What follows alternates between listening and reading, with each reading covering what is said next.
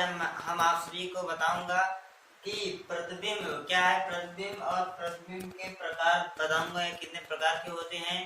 और सबसे पहले आप ये भी जान लें कि दर्पण के बारे में संपूर्ण जानकारी देने वाला हूं दोस्तों। क्या होता है दर्पण, दर्पण से संबंधित कुछ परिभाषाएं बताऊंगा और उसमें क्या क्या गुण होते हैं वो सभी आप सभी को बताऊंगा। अगर आप वीडियो को पूरा देखते हो तो आपको जरूर 100% बहुत ही अच्छे से समझ में आएगा। आइए देखते हैं कि ये क्या कहता है प्रतिबिंब, कैसे क्या होता है प्रतिबिंब। प्रतिबिंब दोस्तों होता है प्रतिबिंब, हेडिंग पड़ेगी दोस्तों, हमारी हेडिंग है प्रतिबिंब। क्या है प्रतिबिंब? तो किसी बिंदु वस्तु से चलने वाली प्रकाश किरणें परावर्तन तथा अपवर्तन के पश्चात जिस बिंदु पर मिलती हैं अथवा मिलती हुई प्रतीत होती है उसे उस बिंदु का प्रतिबिंब कहते हैं। समझ में आया दोस्तों कि जब किसी वस्तु से चलने वाली प्रकाश किरणें परावर्तन या अपवर्तन के पश्चात जिस बिंदु पर मिलती है अथवा मिलती हुई प्रतीत होती है उसे हम दोस्तों प्रतिबिंब कहते हैं। प्रतिबिंब आपने जैसे कि ये वस्तु है, यहाँ से प्रतिबिंब चली, यहाँ से प्रकाश किरण चली, अब ये प्रतिबिंब इसकी परछाई जहाँ बनेगी वह इसका दोस्तों प्रतिबिंब होगा। इसे हम ऐसे टॉर्च के सामने ऐसे लगा दे रहे हैं, हम ऐसे आप सभी को दिख रहा है ये मार्कर, तो इसकी परछाई ये बनी है ना, ये वाली, ये इसकी परछाई दोस्तों ये है, तो यही इसका दोस्तों प्रतिबिंब कहलाएगा। कुछ भी सामान ले लो, जैसे मान लीजिए मार्कर हमने 2 ले लिया, जुट कर लिया, अब दोस्तों इसका प्रतिबिंब कहाँ बना दोस्तों? इसका प्रतिबिंब जो हम यहाँ हमारे हाथ पर ऐसे रखा हुआ है, इसका प्रतिबिंब दोस्तों ये बना है ना, तो इसकी परछाई प्रतिबिंब कहलाती है। जैसे इसकी परछाई ये दोस्तों प्रतिबिंब है। जैसे आपकी परछाई खड़े होते हो अंधेरे में या बल्ब के सामने, तो आपकी परछाई दोस्तों दिखाई देती है, आपके जस्ट बगल ही आपकी परछाई बनी रहती है, तो दोस्तों वही आपका प्रतिबिंब है। आपकी परछाई को हम प्रतिबिंब कहते हैं।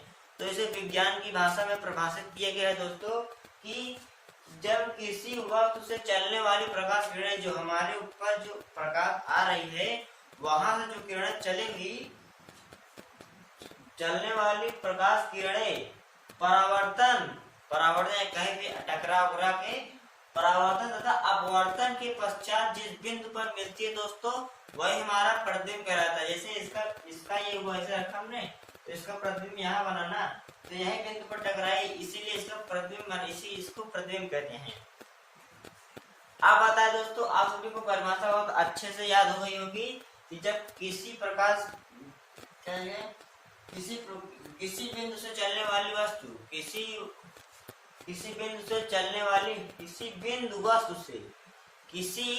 बिंदु वस्तु से चलने वाली प्रकाश किरणें परावर्तन तथा अपवर्तन के पश्चात जिस बिंदु पर मिलती हैं अथवा मिलती हुई प्रतीत होती है दोस्तों उसे हम प्रतिबिंब कहते हैं। अब आता है दोस्तों इसका प्रतिबिंब के प्रकार। तो प्रतिबिंब दोस्तों 2 प्रकार के होते हैं। कौन कौन से होते हैं दोस्तों? प्रतिबिंब हमेशा 2 प्रकार के होते हैं। पहला दोस्तों वास्तविक प्रतिबिंब और दूसरा आभासी प्रतिबिंब। वास्तविक प्रतिबिंब दोस्तों जैसे हम देख सकते हैं, हम तो परछाई को ऐसे देख लिए ना, ऐसे देख लिए, ये हमारा वास्तविक प्रतिबिंब है। जो दोस्तों हम आभास करें, आभासी रूप से समझें, तो उसका प्रतिबिंब बनेगा। तो वह जो जिसको हम आभास कर सकते उसे देख नहीं सकते आंख से, तो वह आभासी प्रतिबिंब बनेगा दोस्तों। जैसे ये हुआ आभासी प्रतिबिंब, जिसे हम जैसे ये हमारे हाथ का परछाई है ऐसे है, तो हमारे हाथ की परछाई ये बना है ना, ये यहाँ पर, तो हम उसको आभास नहीं कर सकते। जैसे ये हमारा हाथ की परछाई अब इधर बन जाए प्रति, इसे तो हम नहीं देख सकते, क्योंकि जब इसमें किसी चीज पर तो हमारी परछाई दिखाई देगी। तो इसीलिए दोस्तों होता है आभासी प्रतिबिंब। आभासी प्रतिबिंब सिर्फ हम कल्पना कर सकते हैं दोस्तों, बस उसको देख नहीं सकते। और आभासी प्रतिबिंब तो हमने देख, जैसे हमारी परछाई या सभी को दिख रही होगी, यही हमारा प्रतिबिंब है। आप सभी जहाँ खड़े होते हैं, आपकी परछाई यहाँ बनती है, वो आपका दोस्तों प्रतिबिंब हुआ। अब दोस्तों इसी प्रकार आता है कि अब तो प्रतिबिंब हमारा दोस्तों खत्म हो गया, यहीं पर खत्म होता है। अब आता है दोस्तों कि समतल दर्पण जानते हैं? समतल दर्पण जो आप घर में आईने में शीशे में अपना चेहरा देखते हो सुबह उठते मान, तो वही दोस्तों हमारा दर्पण कहलाता है। वो भी समतल दर्पण में अपना चेहरा समतल दर्पण में देते हैं, ना कि खुरदुरे दर्पण में नहीं देखते। और दर्पण क्या होता है दोस्तों, दर्पण एक तरफ कलई की जाती है तभी हमारा दर्पण बनेगा। लाल ऑक्साइड पेंट से या चांदी की परत से कलई की जाएगी तभी हम उसमें अपना चेहरा देख सकते हैं। अगर दोस्तों कांच पे अगर हम कलाई नहीं करेंगे तो आर पार दिखाई देगा, प्रकाश आर पार हो जाएगी तो हम अपना चेहरा नहीं देख सकते। इसी प्रकार दोस्तों समतल दर्पण होता है। समतल दर्पण अब दोस्तों समतल दर्पण में परिभाषा लिख दिया हूँ, अगले वीडियो में बताऊंगा समतल दर्पण प्रकाश किरणें कैसे चलती हैं।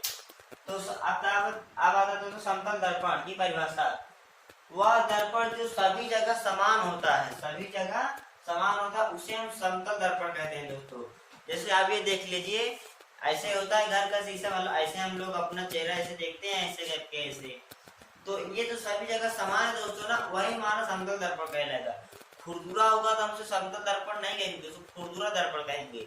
अगर एकदम सफा है, इसमें हमारा चेहरा एकदम सफेद से अच्छे से दिख रहा है तो वो दोस्तों हमारा समतल दर्पण कहलाएगा। अब आता है दोस्तों समतल दर्पण कहता है इसके निम्नलिखित विशेषताएं हैं, इसके निम्नलिखित गुण है दोस्तों।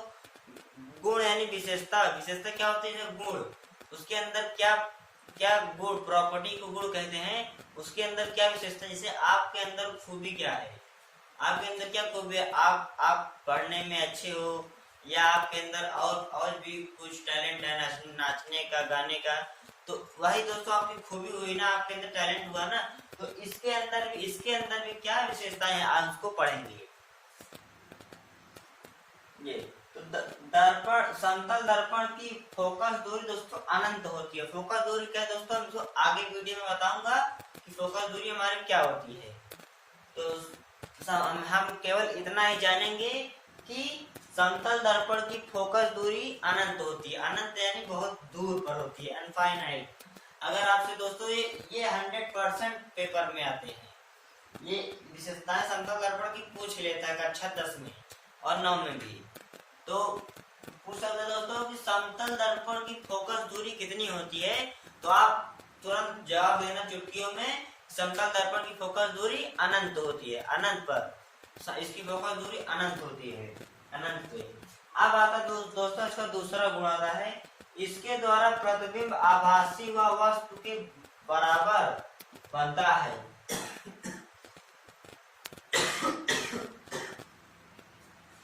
जो दोस्तों हमारा प्रतिबिंब जो शीशे में बनता है, जैसे ये देख लीजिए, ये हमारा प्रतिबिंब हुआ, ये हमारा पेंट किया, ये हमारा घर का कांच हो गया दोस्तों। अगर हम आपको यही खड़ा कर दिए, मान लो आपको हम एक पर खड़े कर दिए, ये आप है, आपको हमने यहाँ पर खड़ा कर दिया। अब जो आपका जो बनेगा प्रतिबिंब यहाँ से बनेगा ना, सीधा बन जाएगा प्रतिबिंब आपका। तो आपका प्रतिबिंब सीधा है, उल्टा तो है नहीं, सीधा है। और क्या क्या क्या सीधा आभासी है, हम देख सकते हैं, हम तो देख सकते हैं। आभासी, सीधा, वस्तु से बड़ा दोस्तों आता है समतल दर्पण के। अब आता है दूसरा, इसे मतलब इसका दूसरा होगा कि इसके द्वारा प्रतिबिंब आभासी, सीधा व वस्तु के बराबर बनता है। जैसे हम इतने बड़े हैं तो हम इतने बड़े दर्पण में दिखेंगे।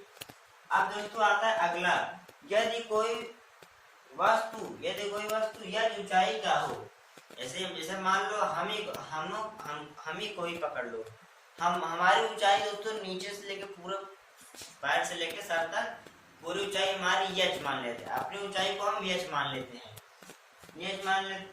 यच है, तो उससे पूर्ण प्रतिबिंब, हमारा पूरा प्रतिबिंब दर्पण में देखने के लिए हमें h/2 का प्रतिबिंब बनाना होगा। जैसे मान लिया हमारी ऊंचाई दोस्तों पूरा h है, तो हमारा पूर्ण प्रतिबिंब देखने के लिए हमें अपने लंबाई का आधा शीशा कांच लाना होगा दर्पण, तभी हम अपना चेहरा पूर्ण रूप से, हमारा प्रतिबिंब एकदम परफेक्ट बनेगा। मतलब न छोट, न बड़ा, न कम, न ज्यादा। जितने बड़े हम रहेंगे उतने बड़े दर्पण में भी दिखाई देंगे। तो अब इसी प्रकार दोस्तों हुआ कि सिंपली एक सरल भाषा कह सकते हैं, यदि कोई वस्तु यह ऊंचाई की है, यदि कोई वस्तु यह ऊंचाई की, उसका पूर्ण प्रतिबिंब देखने के लिए, मतलब इसको शीशे में देखने के लिए h/2 का प्रतिबिंब लाना होगा, इतना प्रतिबिंब लाना होगा, तो हम इसका प्रतिबिंब इधर दर्पण में बन जाएगा दोस्तों। अब आता है अगला, यदि कोई वस्तु समतल दर्पण के जितनी दूर रखी है, यहाँ पर है रखी हो, यहाँ पर हो, तो उसका प्रतिबिंब, यहाँ पर कम अच्छा हिंदी लिखा है दोस्तों, लेकिन यदि कोई वस्तु समतल दर्पण से जितनी दूर रखी हो, उसका प्रतिबिंब दर्पण से उतना ही पीछे बनता है दोस्तों। आपने कभी गौर किया होगा, आपने कभी अपने घर के शीशे में देखते हुए आप जितनी दूर पे खड़े होते हैं, आपका प्रतिबिंब उतनी दूर पे शीशे के अंदर ही बनता है। आपने देखा कि जैसे आप अपना चेहरा से शीशे में देख रहे हो, तो आप इतनी दूर पे खड़े हो तो आपका चेहरा भी इतनी पीछे बनेगा दर्पण के।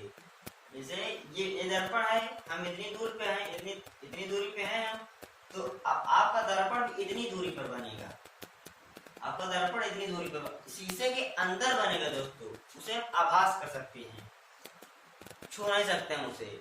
अब आता है सबसे लास्ट वाला, यदि कोई वस्तु v वेग से फेंके तो दर्पण के सामने ट्रू वेग से दिखाई देती है।